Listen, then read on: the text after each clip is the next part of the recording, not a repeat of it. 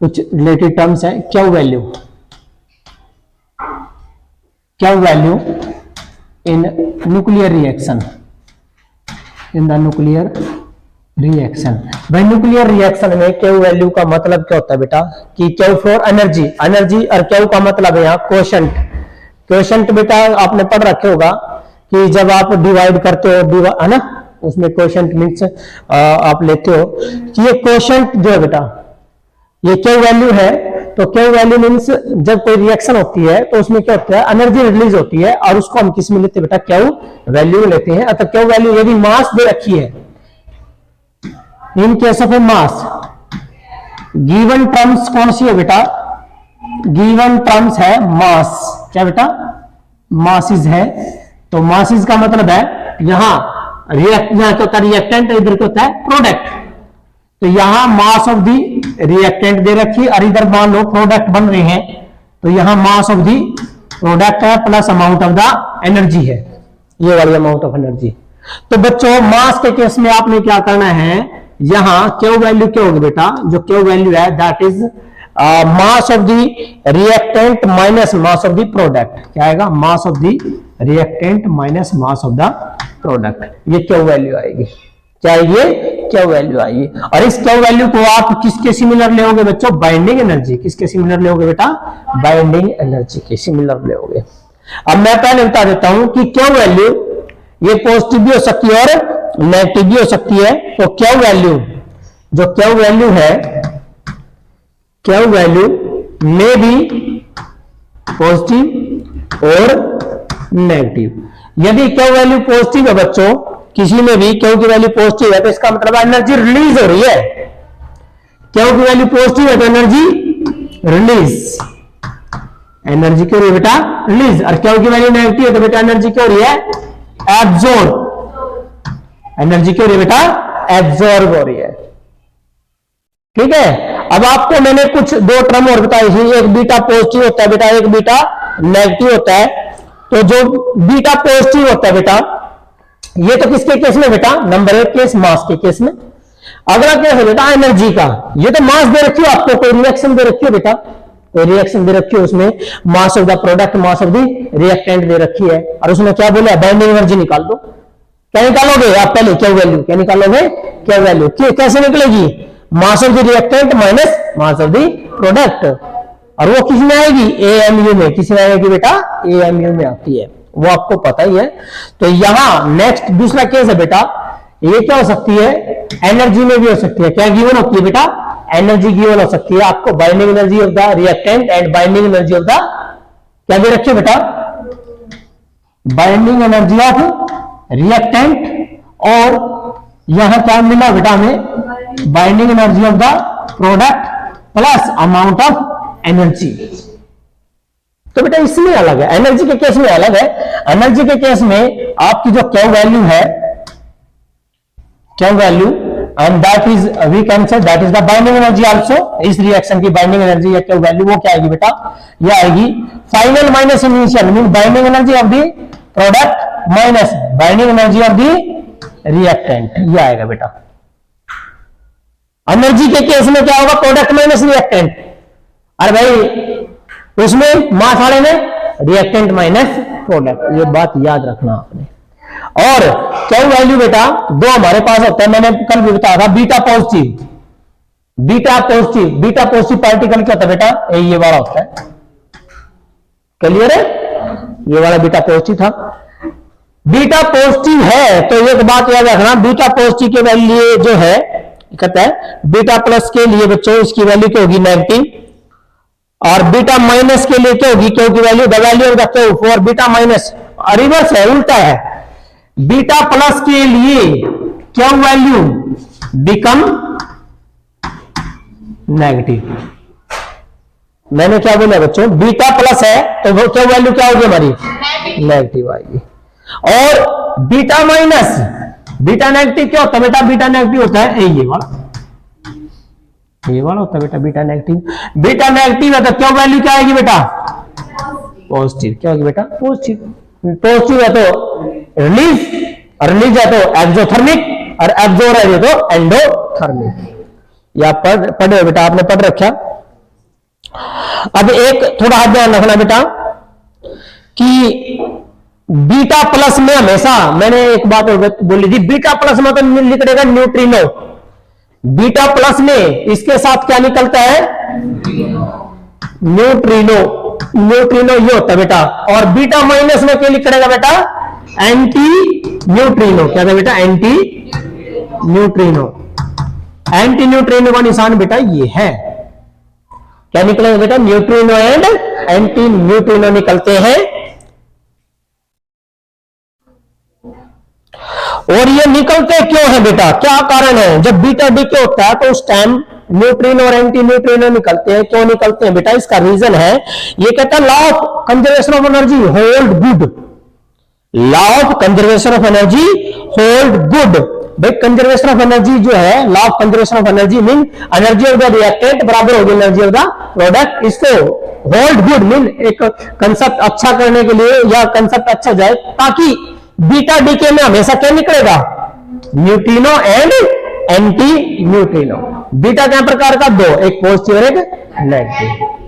ये कर लोगे बेटा आप। उसके बाद बेटा यहां पर है न्यूक्लियर रिएक्शन, मैंने कराई थी आपको, एक थी आपकी न्यूक्लियर फिजन और एक कराई थी फ्यूजन। बेटा न्यूक्लियर फ्यूजन मैंने बोला था, न्यूक्लियर फ्यूजन के लिए देखिए क्या थी बेटा, वह न्यूक्लियर, पहले था fission,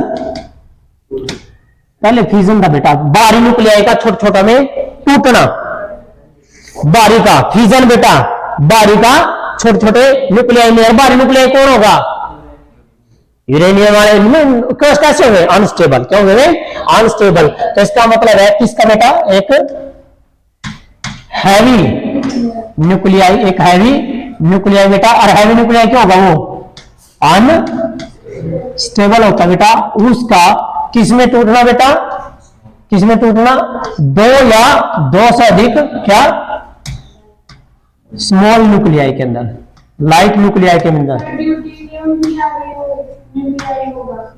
yes, deuterium, no no no no no, deuterium तो हल्के न्यूक्लियाई है, वो तो घने हल्के हैं बेटा। जो ग्राफ बनाया था मैंने, ये वाला ग्राफ बनाया था आपके पास, ये था बाइंडिंग एनर्जी पर न्यूक्लियॉन्स, बट यहां किसका था, मास नंबर का। तो इस साइड बेटा आपके पास ये थे, ये वाले थे आपके, ये प्रोटॉन के थे, 1h2 था, ये था आपका 1h3 था। तो ये रिएक्शन आपने देखी थी ऐसे बेटा, और ये, और यहां तक एक ट्रेड, इसके बाद बेटा डिक्रीज होना स्टार्ट हुई थी। तो ये आपका कौन सा पॉइंट था बेटा, 56, and that is the iron. कितना था बेटा, आयरन था, ये था हमारे पास।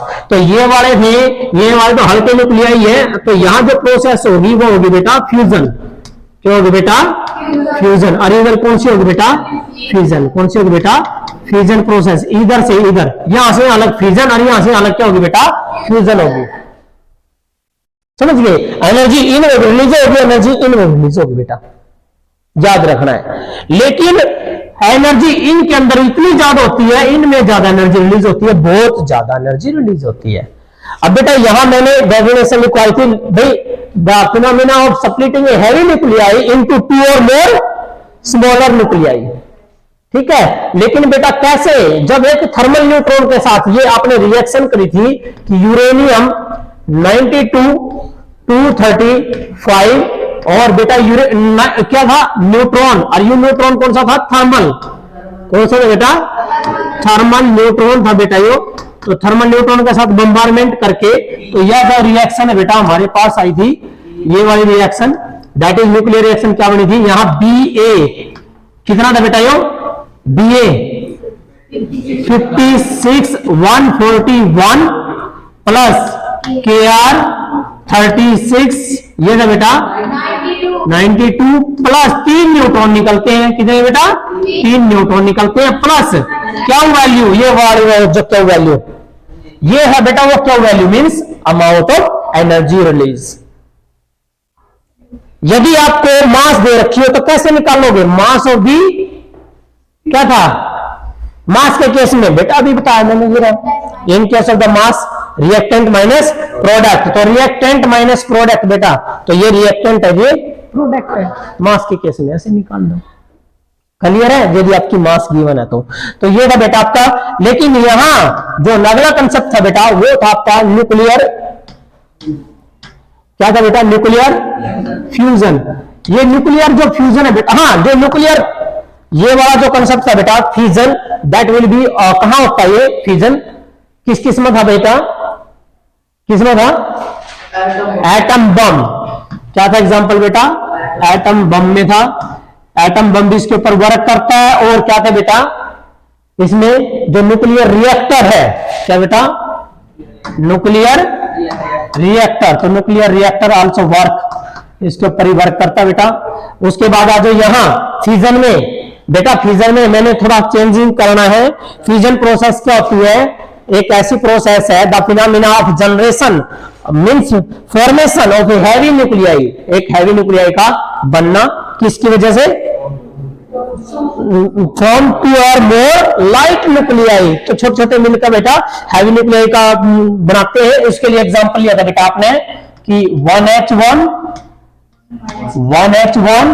आपके पास बना था बेटा, ये रिएक्शन आई थी 1H1 that is equal to, ये था बेटा आपका 1H2 प्लस, इसके साथ निकला था बेटा, ये कहता है क्योंकि बेटा ये दो देखो, एक दो, ये दो है, ओके, ये एक रह गया, तो ये आया था,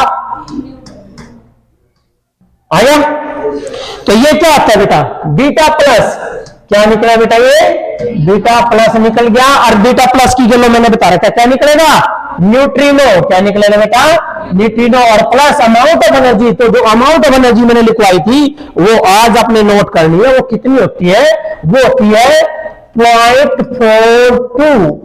0.42 million electron volt, 0.42 million electron volt. वो कैसे कैलकुलेट करी है बेटा, वो कैलकुलेट करी मास से, mass of the reactant minus mass of the product से कैलकुलेट करिए, ये एनर्जी याद रखना है 0.42। उसके बाद बेटा ड्यूट्रॉन मिल गए, यस एनर्जी, ये एनर्जी रिलीज होगी बेटा यहां इतनी। अब जो एनर्जी है बेटा आगे जो है ड्यूट्रॉन मिलके क्या बनाया था, ड्यूट्रॉन और ड्यूट्रॉन मिलके बेटा आपके पास यहां बना था हीलियम 2-3 और प्लस यहां बना था बेटा एक न्यूट्रॉन प्लस यहां अमाउंट ऑफ एनर्जी थी, जो यह अमाउंट ऑफ एनर्जी है बेटा इसको नोट कर लीजिए, दैट शुड बी, ये आई थी एनर्जी 3.27 मिलियन इलेक्ट्रॉन वोल्ट। और एक और रिएक्शन है जो बीच में आप कर सकते हो बेटा कि ड्यूट्रॉन मिलकर, यही रिएक्शन सिमिलर कि ड्यूट्रॉन मिलकर ट्रिटियम बेटा, ड्यूट्रॉन और ड्यूट्रॉन मिलकर क्या बनाते हैं बेटा, ट्रिटियम बनाते हैं। जब ट्रिटियम बनाया तो एक देखो बेटा, 2 यहां कितना रह गया, 1, तो यहां क्या होगा, 1 आओगा, 2 और 2 4, यहां क्या बेटा 3, यहां क्या रह गया 1 आओगा, तो 1 तो बेटा 1 क्या होता है बेटा, प्रोटॉन, क्या बनेगा बेटा, प्रोटॉन प्लस जो यहां अमाउंट ऑफ एनर्जी है बेटा that is 4.03 million electron volt. कई बार आपका सीधा ही क्वेश्चन आ जाता है, ये रिएक्शन दे देगा या एनर्जी पूछ लेगा। प्रोटॉन क्या बना रहे हैं, ड्यूट्रॉन, ये एनर्जी पूछ ली, या फिर ड्यूट्रॉन क्या बना दिया, हीलियम, तो ये एनर्जी पूछ ली, या बेटा ड्यूट्रॉन मिलकर क्या बना दिया, ट्रिटियम, एनर्जी पूछ ली। ठीक है जी, क्लियर है, तो ये आप कर लो बेटा। हाँ एक बात याद रखना, इसमें एनर्जी कितनी होती है बेटा, बहुत ज्यादा। और न्यूक्लियर फ्यूजन के लिए कंडीशन है, कंडीशन क्या है कि जो टेम्परेचर है, टेम्परेचर रिक्वायरमेंट है वो क्या होगा बेटा, कितना होता है 10⁻7 केल्विन, कितना होता है बेटा 10⁻7 केल्विन होता है। और जो प्रेशर होता है बेटा, प्रेशर होता है 10⁻6 ATM, 10⁻6 ATM, इतना प्रेशर होता है। और इसका एग्जांपल क्या बेटा, न्यूक्लियर फ्यूजन का एग्जांपल, न्यूक्लियर फ्यूजन का एग्जांपल बेटा कहां होता है, source of energy of the sun, source of energy of the sun,